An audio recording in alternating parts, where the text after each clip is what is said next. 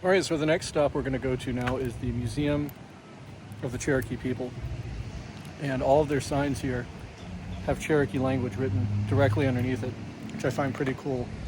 So let's go check out this museum.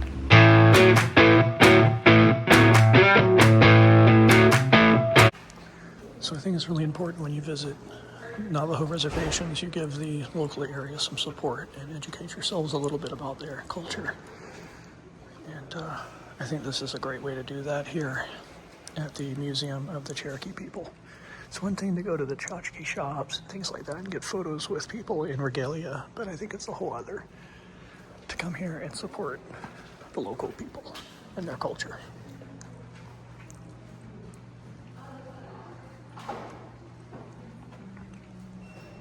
All right, so we're going to the museum now, and this is a clay human face done recently. So some of the stuff you're about to see is modern, and some of it might be old. I'll try my best to kind of educate you as we go along here. Okay, so all of these clay masks are from 2025, but they are renditions of the art and design. The one that goes right from my eyes is the mask, and it's kiln fired.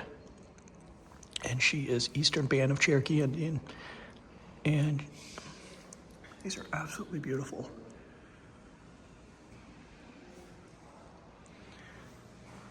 Some more clay pots. These are all just designs similar to that of here in 2025.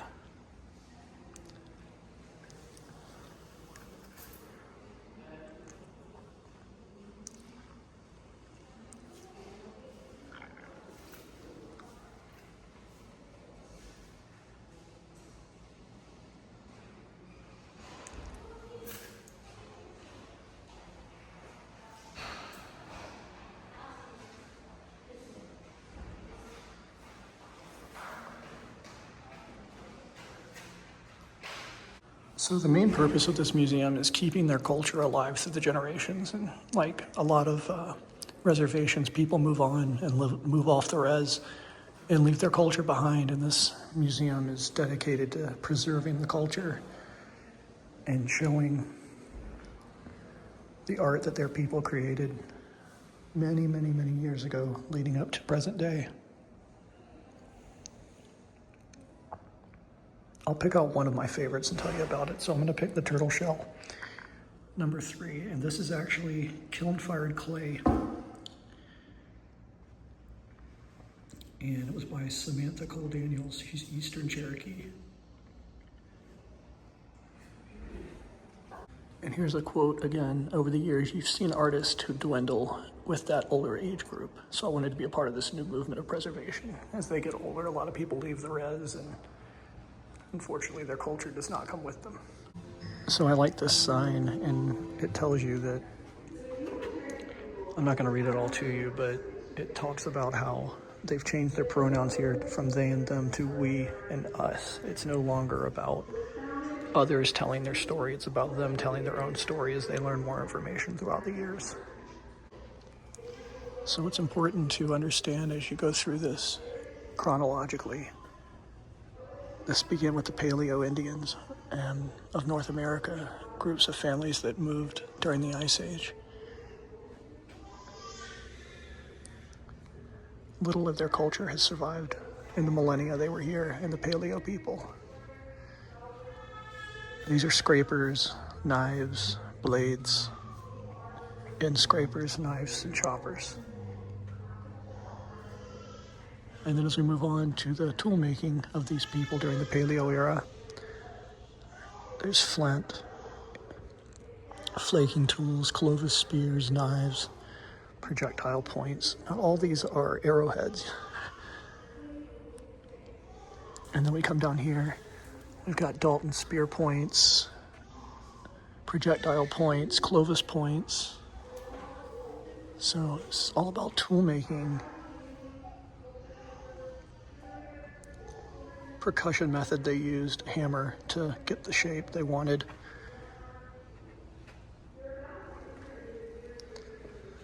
So hunting for the people of the paleo with successful hunting techniques. They would set up their camp near a watering hole, and the animals would come by and they'd sneak up on them.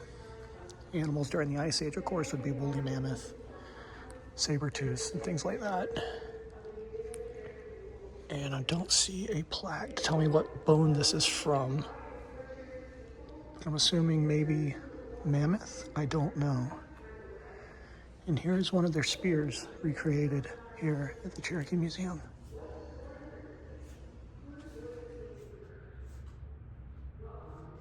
So cool.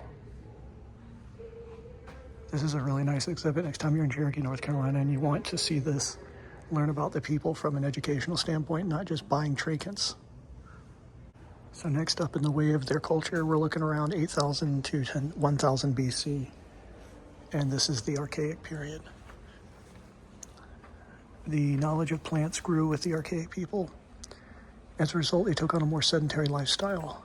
They had leisure time, and they were become extinct, the mammoths had, so they had to find other food sources. So here's a mortar and pestle, what they would use to ground down plant life that used to eat. And here's a gourd, of course. And during the Archaic period, one of the more important developments was the atoll, which increased the force and the distance the spear could be thrown. A shaft about 2-3 long with a hook, and these are different spears at the end of this rolling spear, the tips.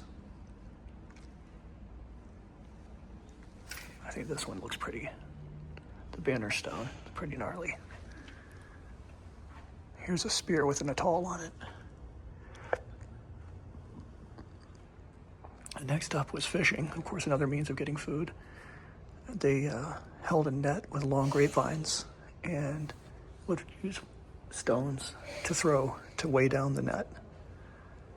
And here's some of the sinkers used for hooks and things like that. And here is one of the Cherokee men using a spear technique. He's got his dinner.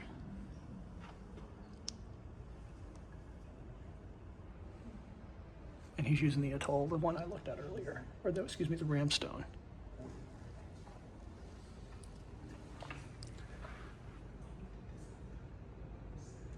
Here's their trade maps and trails they use to get around. Middle Mississippi and Appalachia, ancient fort.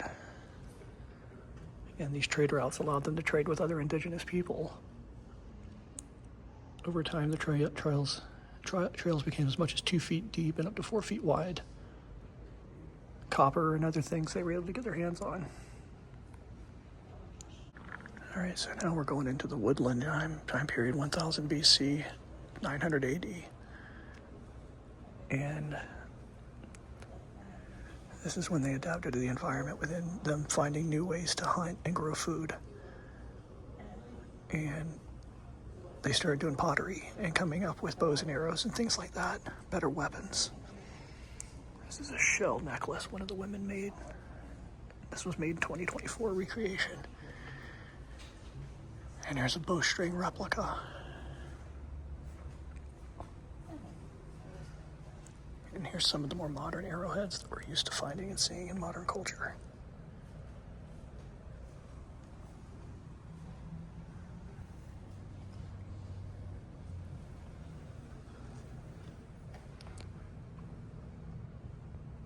So some of the pottery they did was East Tennessee by 900 BC. To strengthen the pottery, they added crushed rock combined with clay to make it a little bit stronger.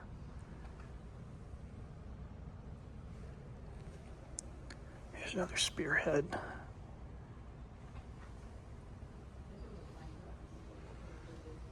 Here's some of the tools they used here. These are awls, drills, and things like that. And here's some spear points. O and P, my goodness, the Celt. Look at those. That is intense. All right, so my partner, she was just telling me about this specific exhibit, and each mask represents a different clan of the Cherokee people. This is the Potato Clan. They were hunters and gatherers. This is the Wolf Clan, and they were the ones who could kill like a wolf, good hunters. This guy here with two different colored faces was the Blue Clan. And they were the ones that they could basically come up with a medicine to keep the children in good health. The Longhair Clan were the Peacekeepers.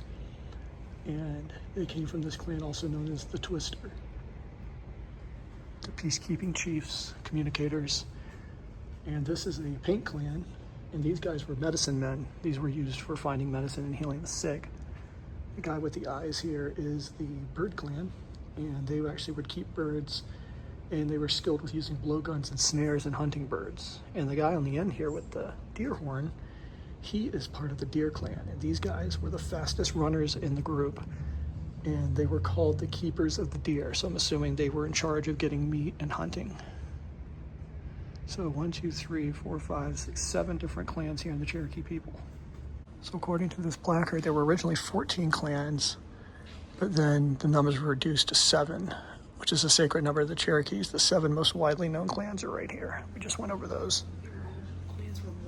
All right, so now we're going into the Mississippian time frame and farming. So a new variety of corn with more kernels emerged called Eastern Flint. And beans and squash mixed in with that, you've got Three Sisters, which is a crop provided means with the Mississippian people were able to increase their population and give them more leisure time. So this next room has this eerily lifelike Cherokee man. Now, I'm not going to make any assumptions of what his role was in the society. I mean, my first guess would be a medicine man or something, but I don't want to assume. But the realism of this Cherokee man is pretty eerie. I mean, the hair. A wonderful job they did on the hairline. I feel like you could turn around and talk to me.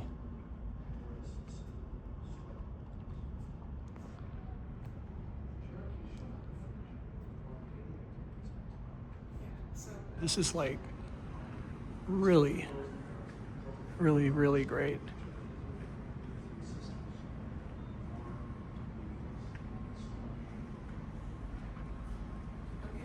Okay, so this next room is going to be talking about gorgets, and this guy is at a burial ceremony, and this is a ceremony of how they would kind of like a funeral. And here is the person that they're laying to rest. And if you notice, around him are all the different body parts of the person, the heart, the liver, the brain. Reminds me a little bit of Egyptian culture, the way they put all the different major organs in jars. Okay, so this one's really, really cool. This canoe actually was found in 1974 in the Chattahoochee River here over in Georgia, near Helen, which is North Georgia. And the canoe was believed to be over 200 years old. It had to be buried behind the museum here and kept waterlogged to prevent it from deteriorating. It was preserved in 1977 and had been on display in the exhibit ever since. So here's the indigenous people they called in when they found it, with archaeologists and things to look at it. And there it is being reburied due to the fact that they were worried the wood was going to become rotted. And here it is today. So it's well over 200 years old. It was found in the Chattahoochee. And they brought it up here to Cherokee because they knew it belonged to the Cherokee peoples. And here's all the locals helping bring it here into the museum. And that's likely the type of boat it was used for there, pulling some of the women across. Really, really big boat. Okay, so they had some sports here that they would do with the Cherokee, and stickball was played a lot. And stickball is a type of lacrosse, Canadian lacrosse more specifically, and apparently only the most athletic and in shape of the tribe's warriors were allowed to play this game, with the medicine men even scratching their backs with a tool to fire them up for the game. Butter beans. Ooh, we just learned about butter beans at the Lizard Man. Each person would take a turn flipping the box. This is actually a game. All light sides 6 points, All dark sides, 4 points. First person to 24 wins. So this was a fun little game, and here's a picture of some of the indigenous people playing Butterbean. So the next one they did was Chunky, which is a type of shot put. And they'd throw spears and rocks to see how far they could get it. The person who got it the farthest would win. All right, so here's using the trade and travel. Here is a scalp lock made of turkey feathers, red-tailed hawk, eagle, and wampum beads, sinew, metal cones, and dyed red deer tail hair. This conch shell is used for the production of gorgets, beads, and other gadgets. And gauges, ear gauges. So here's a diorama of a sweat lodge. And it was right near the town. As you can see, there's most of the town. And here's the lodge where people would go in, meet, and smoke and talk. Okay, so this mural represents the Cherokee people in North Georgia, going all up and down the Smoky Mountains. And this is the Etowah, which is at the height of their culture. The mound building societies ranged here from Oklahoma to Illinois to Etowah, Georgia. It's the largest mound societies in the adjacent Cherokee heartland. They took 4 to 300,000 cubic feet of earth to make. Million. I'll take that back. Corrected, million. Absolutely beautiful mural here. All right, so here's the Cherokee Nations. This is a 1650 map, the inhabited portions of the Cherokee Nation at the time of the European contact. So this is South Carolina and Georgia down here, and these 3 orange-yellow areas represent each particular area where the Cherokee Nation was. Okay, so this is when the Europeans came over. And the first year people came to the Americas around the year 1000. Europeans met the Cherokee, were from Spain.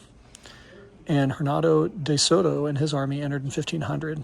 This changed their culture, bringing sickness and harmful things and aggression. Okay, so this mask is very, very sad but interesting. And it's a hornet's nest, and it's used to symbolize all of the horrible diseases and plagues that took out the indigenous people, was brought here by Europeans.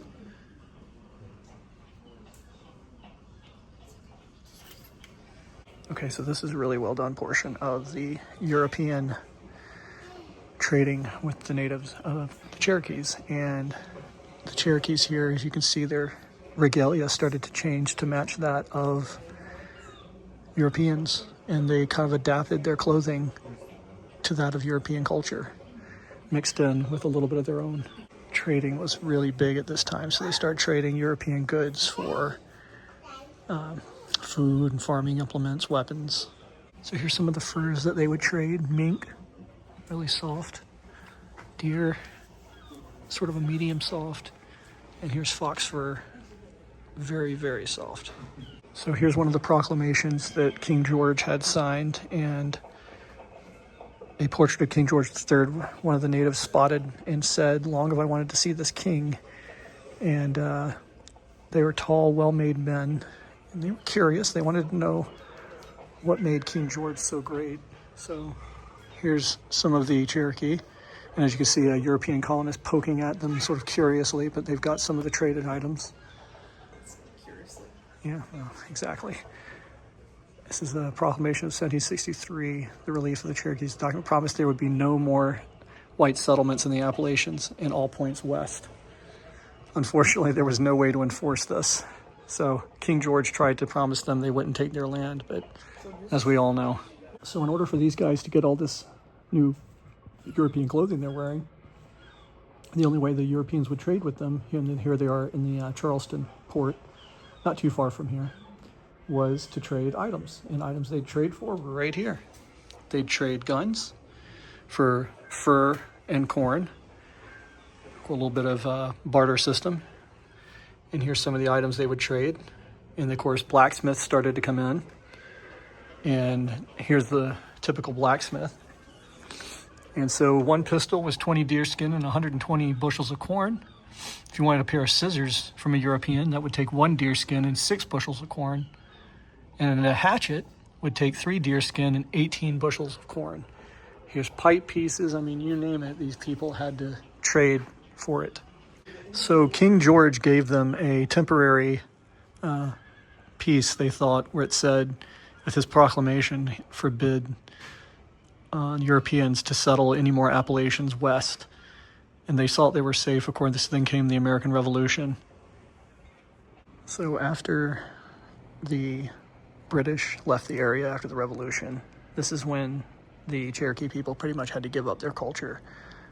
They had to sign a policy here called the Civilization Policy, and I won't read the whole thing to you, but it basically said they had to give up their religion, their way of life, acknowledge one true European God, and the policy varied. Some Cherokees hoped to gain respect by adopting aspects of the white culture, but most of them viewed the civilization process as a way to keep their way of life.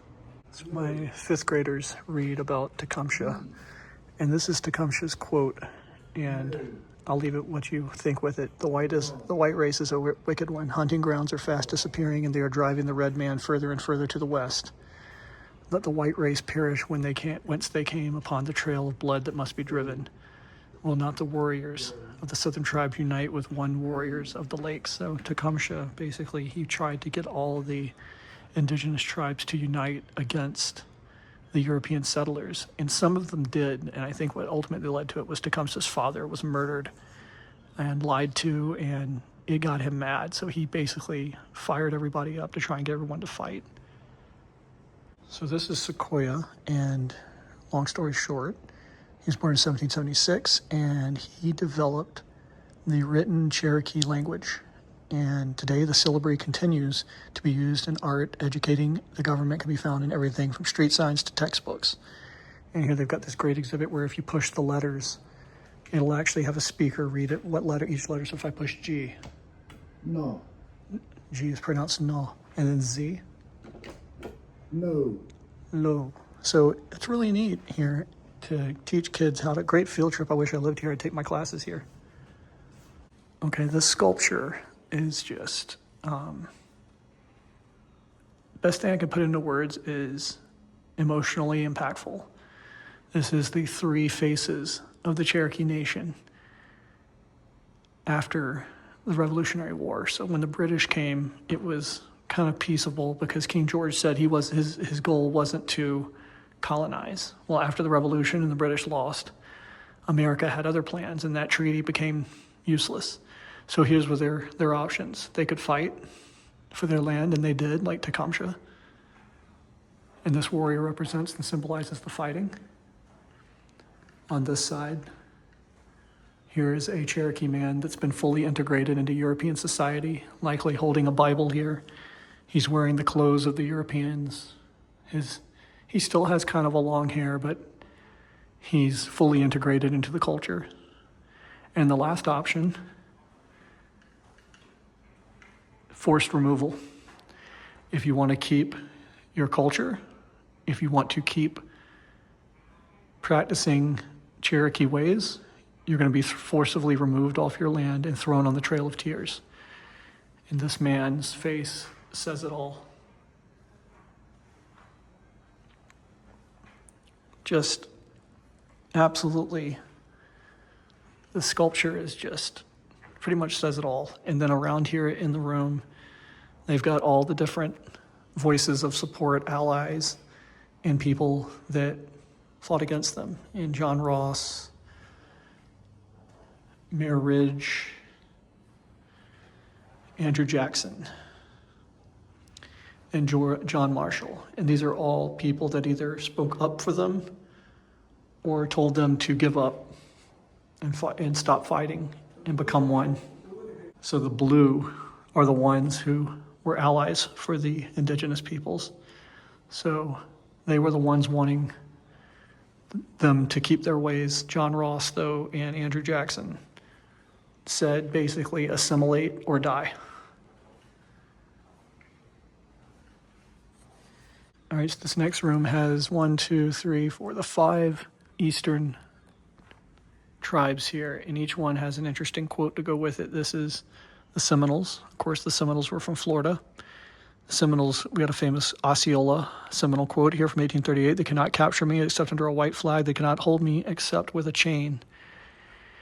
And then we go to the Choctaw. We are tired. We've just heard of the ratification of the Choctaw Treaty. Our doom has now been sealed. There's no other course for us but to turn our faces in the new direction of the setting sun to our new homes. Cherokee. When we move, we shall move by the course of nature to sleep under this ground which the Great Spirit gave our ancestors, which covers them in their undisturbed peace. Here's the Creek. Before the long, the Americans will take our lands, and little will be left to our people. Poor and despised, we will be left to wander without homes, and beaten like dogs, we will go home, and we shall grow again and be a great nation. And finally, the Chickasaw. We've never had a thought of exchanging our land for any other, fearing the consequence may be similar to transplanting an old tree, which would wither and die away. And now comes to probably the darkest part of this museum and the Trail of Tears. If you don't know what the Trail of Tears are, most of us learned about it in middle school, American history. And the Trail of Tears is basically after the Cherokee were thrown off their lands, not just Cherokee, but any of the eastern tribes. They were forced into starvation and death to wander, and that's what they call it, the Trail of Tears. So this is Rebecca Nugan, and here she is and her husband back here being forced out of their cabin by a European who's claiming this house to be his now.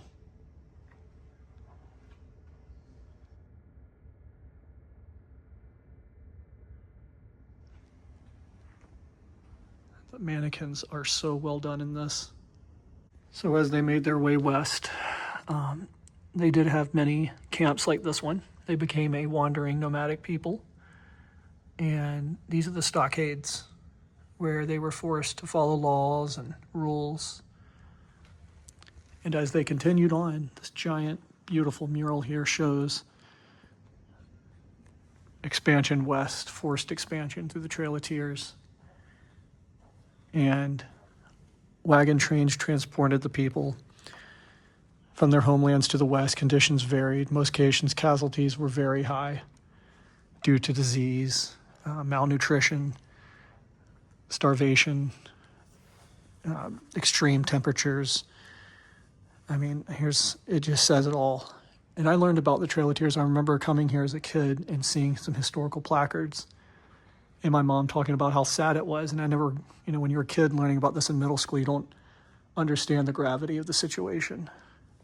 So this gun was actually used to kill a Cherokee man who refused to leave after the revolution when the Americans started removing the Cherokee. So this is over 160-year-old flintlock that a soldier killed Sully with. And it was a modified into a rifle and converted into a percussion firing mechanism. It was rebored at least once. But here is where Sully would have lived. And some people tried to hide to avoid being removed from the land. And among these were Sully and his family. Accountants vary, but during the struggle after their capture, soldiers were killed and Sully was forced to pay the ultimate price, his life. And this would have been a cave he and his family would have hid in because they didn't want to leave their land. And this is the actual rifle that he was killed with. You learn this stuff in middle school, and you don't really grab the gravity of it until you see this stuff in real life. All right, so this particular display is a really powerful one that shows more of the Trail of Tears and just the tens and thousands of people that died being forced to go west to be with other native tribes. And I'm just gonna, on this next section, this next mural, I'm going to let it speak for itself and give no narration.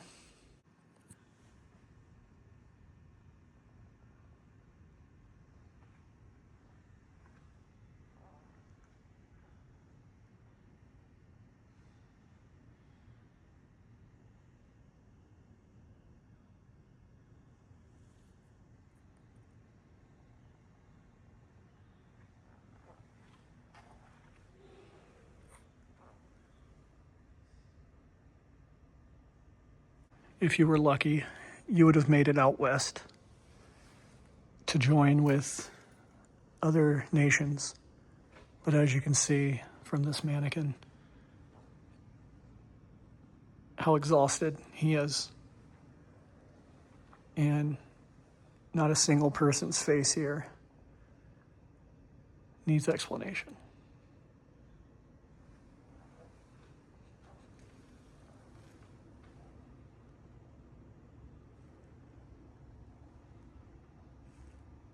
So this portion of the museum is dedicated to telling the story of Native American or indigenous reservations and the beginning of building reservations in the East and West. And in Article 8, Treaty of 1817, William Thomas basically stated that lands that are now or may hereafter be surrendered to the U.S. who may wish to want to become a citizen of the U.S., they have to agree to give a reservation of 640 acres of land. So this next part of the museum is reform schools. And basically what happened is these are the people that stayed and wanted and integrated, chose the path of integration. And it wasn't much better than those that chose to leave on the Trail of Tears. And as I walk into this next exhibit, you're going to see basically this is forced integration in boarding schools where Cherokee men and boys were forced to integrate into European society and forego their beliefs and their culture. And this part of the museum now shows modern day, 1900s, so basically the 20th century and onward, and how they're maintaining their culture.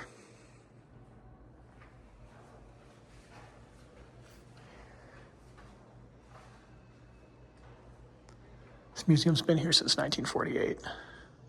And here's some of the dances they've had in their regalia: the green corn dance, the beaver dance, the eagle dance, and the booger dance, friendship dance.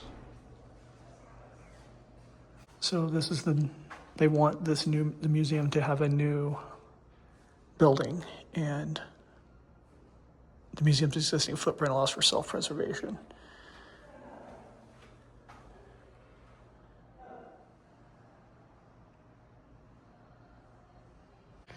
This section is dedicated to the men and women of the Cherokee Nation who served our country.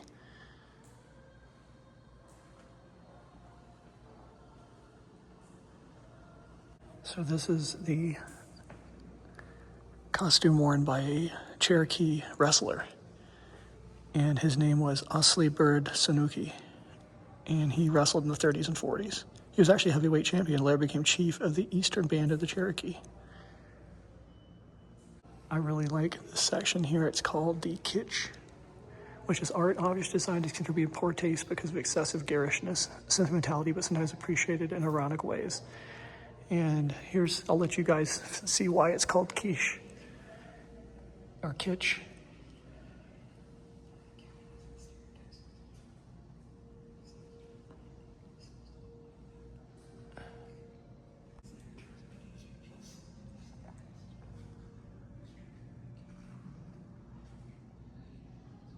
So this last exhibit basically encourages the indigenous people to vote in their tribal elections and has it being a responsibility in their tribal elections. They have them annually. They'd like to add political stickers on the bumper wall, and it just shows some of the tribal leaders that have run for election here. I personally like this one. It's Wednesday from Addams Family.